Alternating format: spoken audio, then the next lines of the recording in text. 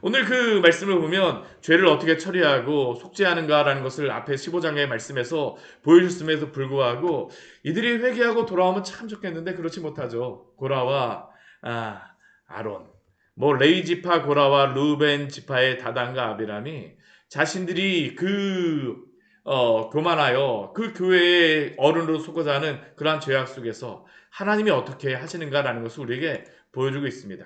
오늘 말씀을 보게 되면 모세가 고라에게 이야기합니다. 고라라고 하는 그러한 인물이 이 모든 일에 그 대표로 서서는 인물입니다. 그가 모세와 같이 되고자 하죠. 또한 아론과 같이 되고자 하죠. 그러한 상황 가운데서 모세가 그에게 이야기합니다. 너희가 내일 함께 아론과 함께 여호와 앞에 서보자. 향로를 들고 서보자. 그 위에 향을 얹고 그 향도를 여호와 앞에 가져오라. 그 향을 얹고 모세와 아론이, 그리고 그 다음날 보게 되면 모세와 아론이 그 불을 담고 그 향을 그 위에 얹어서 가져왔다라고 이야기합니다.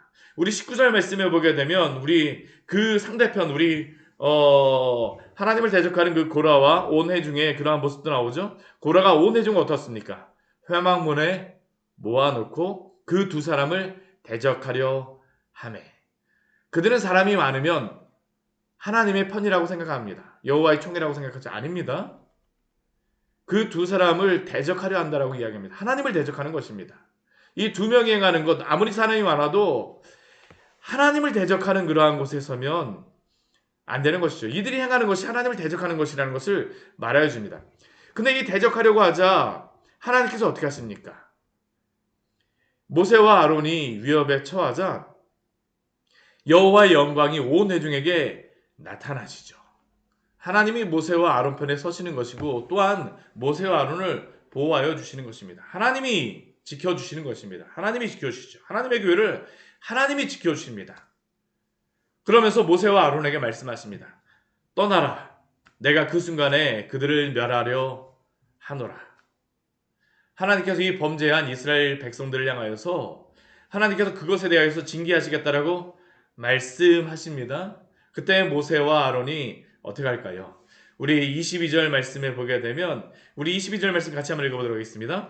그 두 사람이 엎드려 이르되 하나님이여 모든 육체의 생명의 하나님이여 한 사람이 범죄하였거늘 온 회중에게 진노하시나이까. 아멘. 우리 모세와 아론의 그러한 모습을 통해서 우리가 계속적으로 보는 그러한 모습은 무엇입니까? 엎드린다라는 것이죠. 하나님 앞에 엎드리는 것입니다. 엎드리는 것입니다. 지금 이 모세와 아론이 그리고 하나님 앞에 기도합니다. 하나님이여 모든 육체의 생명의 하나님이여 한 사람이 범죄하였거늘 온 회중에게 진노하시나이까. 지금 이 두 사람은 이 이스라엘 백성들이 범죄하였지만 그러나 이들의 그러한 범죄의 그 모습을 보면서 그러나 이것에 앞장선 그 사람 고라가 범죄하였건 온 회중에게 진노하시나이까 하면서 하나님께 중보하며 기도하는 것입니다. 하나님께 기도하는 것이죠. 근데 우리가 이 말씀을 보면서 잊지 말아야 될 것은 무엇이냐면 하나님께서는 공의의 하나님이시라는 것을 잊지 말아야 됩니다. 죄에 대하여서 하나님이 진도하신다는 것을 우리는 반드시 기억해야 합니다. 그런데 그러면서도 하나님께서 어떡하십니까? 이 두 사람의 기도를 들어주세요. 이미 이들이 이렇게 기도하실 거라는 것을 아시는 것입니다. 우리가 이 땅을 향하여서 기도해야 될 제목이 무엇이겠습니까? 이 세상에 아무리 왕이 관양한다 할지라도 주여 이 세상을 향하여서 또한 주의 은혜를 베풀어 주셔서 주님께서 진도 중에서라도 긍휼을 베풀어 주시옵소서. 하박국의 기도와 같은 그러한 기도를 또한 우리가 행해야 될 줄 믿습니다. 성도가 또한 이 세상을 향해서 기도해야 될 그런 기도의 제목입니다. 그리고 이렇게 기도하고 난 다음에 모세가 하나님께서 그의 기도를 들어주셨음을 압니다. 그러니까 이 회중에게 명령을 하죠. 무엇이라고 명령합니까? 너희는 고라와 다단과 아비람의 장막 사방에서 떠나라 라고 이야기를 합니다. 떠나라. 고라와 다단과 아비람의 장막 사방에서 떠나라. 그들 모두가 다 하나님의 진노 가운데 죽기를 하나님도 원치 않으시고 모세도 또한 그것이 하나님의 뜻이 아님을 알았기 때문에 그들에게 떠나라라고 이야기를 하죠. 그리고 그 뒤에 다른 것이 무엇입니까? 모세가 일어나서 다단과 아비람에게 갈 때 이스라엘 장로들이 떠났더라라고 말씀하고 있습니다. 그리고 모세가 회중에게 다시 한번 이야기합니다. 이 악인들의 장막에서 떠나고 그들의 물건을 아무것도 만지지 말라. 그들의 모든 죄 중에서 너희도 멸망할까 두려워하노라. 하나님이 말씀하셨던 그 말씀을 모세가 회중에게 말합니다. 이 악인들의 장막에서 떠나고 그들의 물건은 아무것도 만지지 말라. 그들이 모든 죄 중에서 멸망한 것 같이 너희도 멸망할까 두려워하노라. 그리고 대부분의 무리들은 이 고라와 다단과 아비람의 장막 사방에서 떠나게 되어집니다. 그러나 안타까운 것은 무엇입니까? 다단과 아비람은 그들의 처자와 유아들과 함께 나와서 자기 장막문에 서죠. 끝까지 그 죄악에서 떠나지 않습니다. 그러자 모세가 이들에게 말하는 것이 무엇입니까? 여호와께서 나를 보내서 이 모든 일을 행하게 하신 것은 내가 임의로 한 것이 아니라 여호와로 말미암음이라고 이야기를 하죠. 지금 모세는 철저하게 어떤 편에서 말을 하냐면 하나님 편에서 이야기하고 있다는 것을 우리가 보아야 합니다. 하나님 편에서. 내가 지금 이 일을 행하는 것도 사람의 그러한 것으로 이것을 행하는 것이 아니라 하나님의 편에서 이 일을 행하고 있다는 것입니다. 하나님의 편에서. 지금이라도 이 말을 듣는 사람들 어떻게 하겠습니까? 떠날 것입니다. 떠날 것이죠. 그렇죠? 그리고 지금 이것에 대해서 분명히 하나님의 징계가 있을 것인데 지금 당하는 이 모든 벌이 그들에게 내리는 그러한 벌이 다른 사람들과 받는 벌과 동일하다라고 하면 여호와 하나님께서 나를 그 모세를 보내신 것이 아닐 것이지만 여호와께서 세일을 행하사 보통 성경에 보게 되면 우리가 세일 이사야서 말씀에 보게 되면 세일을 하게 되면 이 구원에 대한 그러한 부분으로서 세일을 많이 우리가 성경에서 말하곤 하는데 여기에서는 세일이 무엇이냐 하면 이들을 징계하시는 그러한 것입니다. 앞에서 모든 사람이 당하는 그러한 것은 그냥 보통 죽임을 당하는 것입니다. 우리가 나이가 들어서 죽는 그러한 것이 바로 모든 사람이 당하는 것이라 그러면 여기에 나오는 세일은 다르게 하나님의 징계를 받아 죽는다는 것이죠. 그것이 무엇입니까? 땅이 그 입을 열어서 그들과 그들의 소유물을 산채로 삼켜서 수월에 빠지는 것이라는 겁니다. 이 세일은 바로 이것입니다. 세일은 바로 이것이에요. 그리고 그것에 대한 증거가 그것에 대한 의미가 무엇입니까? 너희가 모세를 멸시하는 것이 아니라 여호와를 멸시하는 것을 너희가 알리라라고 이야기를 하죠. 철저하게 지금 모세는 하나님의 편에서 말하고 있습니다. 하나님의 편에서 말하고 있어요. 그런데 모세가 이 말을 마치자마자 어떤 일이 벌어지게 됩니까? 그들이 섰던 땅바닥이 갈라지게 되고 또한 땅이 그 입을 열어서 그들과 그들의 집과 고라에게 속한 모든 사람과 그들의 재물을 다 삼켰다라고 말합니다. 그리고 그들이 회중 가운데에서 망하였다라고 이야기를 하죠. 또한 35절 말씀에서도 무엇이 있습니까? 여호와께로부터 아까 향로를 들었던 250명의 그 향로를 들었던 아론의 반대편에 서 있던 사람들에게는 여호와께로부터 불이 나와서 이전 아론의 아들 나답과 아비후가 여호와의 불이 나와서 죽임을 당하였던 것과 같이 지금 이들도 여호와께로부터 불이 나와서 분향하는 그 250명을 향하여서 불살랐다라고 말씀합니다. 하나님이 어느 편에 있는가라는 것을 분명히 보여주고 있죠. 우리는 오늘 말씀을 통하여서 중요한 한 가지의 진리를 발견하게 됩니다. 그것이 무엇입니까? 오늘 말씀과 같이 주님의 심판의 때가 분명히 있다는 것을 오늘 우리에게 말씀하는 것이죠. 하나님의 편에 서지 않는다라고 하게 되면 하나님의 교회에 있지 않다라고 하게 되면 심판이 분명히 있다는 것을 오늘도 우리에게 말씀하십니다. 하나님께 범죄한 고라와 다단과 아비람이 주님을 대적하여서 그들은 비록 보기에는 주님을 대적하지 않는 것처럼 보이지만 주님을 대적하는 것에 대해서 하나님 분명히 심판하시는 것이 있다는 것을 오늘 이 말씀을 통해서 보여주시고 또한 우리에게도 이것을 경고하고 계심을 들으십시오. 오늘 말씀을 보십시오. 여호와 하나님께서 모세를 통하여서 고라와 다단과 아비람의 장막에서 떠나가라고 말씀하십니다. 계속적으로 떠나가라고 말씀하십니다.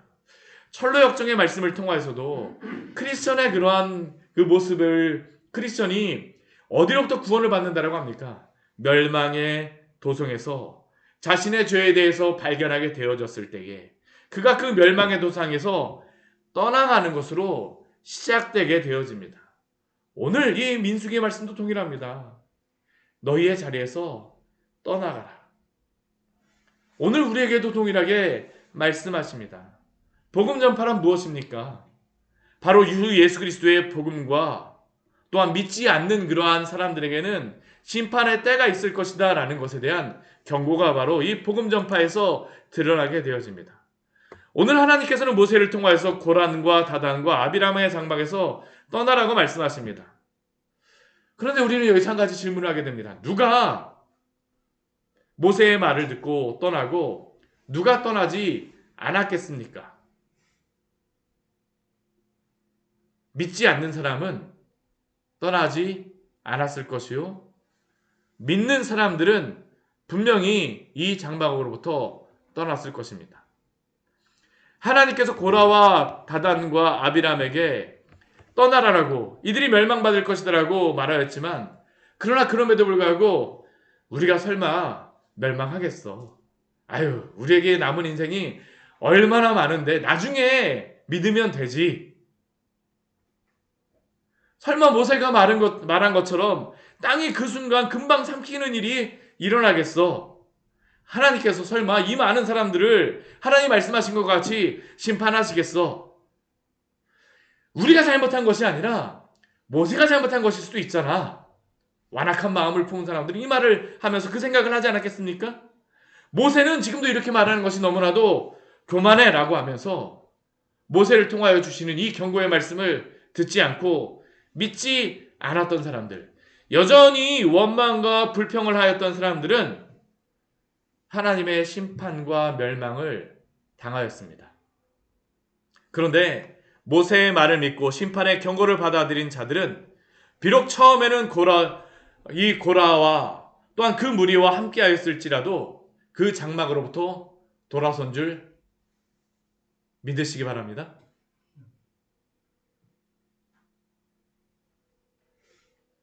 근데 우리가 성경을 보게 되면, 이 말씀을 보게 되면 사실 큰 아이러니가 여기에 있습니다. 오늘 고라의 경우에는 고라의 집안이 다 멸망하였다라고 말하지 않고요. 우리 32절 말씀에 보게 되면 고라에게 속한 모든 사람과 그들의 재물을 삼켰다라고 말씀합니다. 이것이 무엇을 의미하냐면 고라의 집안이 다 멸망하지 않았다라는 것을 의미합니다. 고라에게 속한 자들이 멸망을 받았다라고 이야기합니다. 우리가 역대상과 우리 역대상 말씀에 보게 되면 우리는 고라 자손이 다 멸망받았다라고 생각하지만 그렇지 않아요. 역대상 말씀에 보면 이런 말씀이 있습니다. 고라의 증손 에비아삽의 손자 고레의 아들 살룸과 그의 종족 형제 곧 고라의 자손이 수종드는 일을 맡아 성막문들을 지켰으니 그들의 조상들도 여호와의 진영을 맡고 출입문을 지켰으며, 또한 역대상 9장 31절 말씀에서는 고라 자손의 살룸의 맏아들 마띠데라 하는 레이 사람은 전병을 굽는 일을 맡았으며, 그리고 많은 시편에서 고라 자손의 시편이 고라 자손이 지은 시편이 많이 나오고 있습니다. 즉 고라 자손이라 할지라도 모세의 말을 믿고 여호와를 경외한 자들은 구원을 받고 여전히 하나님의 집에서 섬기는 일을 감당한 줄 믿으시기 바랍니다. 그러나 오늘 16장 32절 말씀과 같이 고라에게 속한 사람들은 그의 자녀가 아니라 할지라도 하나님의 그의 반역의 길을 따라왔던 사람들은 심판을 받았음을 우리는 기억해야 합니다. 오늘도 동일합니다. 주의 복음이 전파되고 이 복음의 진리를 믿고 죄악의 길에서 떠나 주를 믿는 사람들은 구원을 받지만 여전히 죄를 즐거워하며 기뻐하던 그러한 사람들은 멸망의 길을 갈 수밖에 없습니다. 그렇기에 바로 오늘 우리는 주님의 이 말씀을 믿고 돌이켜야 될 줄 믿습니다. 돌이키십시오. 고라와 그에게 속한 자들에게 구원의 날은 언제일까요? 바로 그때였습니다. 그 순간이었습니다. 바로 그때가 바로 그들에게는 바로 지금이 바로 구원의 날이었습니다. 고린도 후서 6장 2절 말씀 우리에게 이렇게 말씀합니다. 내가 은혜를 베풀 때에 은혜 베풀 때에 너에게 듣고 구원의 날에 너를 도왔다 하셨으니 보라 지금은 은혜 받을 만한 때요 보라 지금은 구원의 날이로다. 바로 지금 오늘이 은혜 받을 만한 때요 구원의 날입니다. 주 예수 그리스도를 믿고 또한 이 복음을 전파하십시오.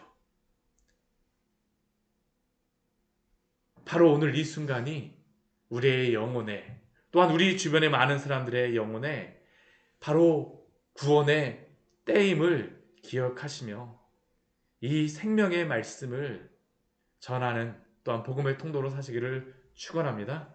같이 기도하도록 하겠습니다. 하나님 아버지 오늘 말씀을 통하여서 우리에게 경고의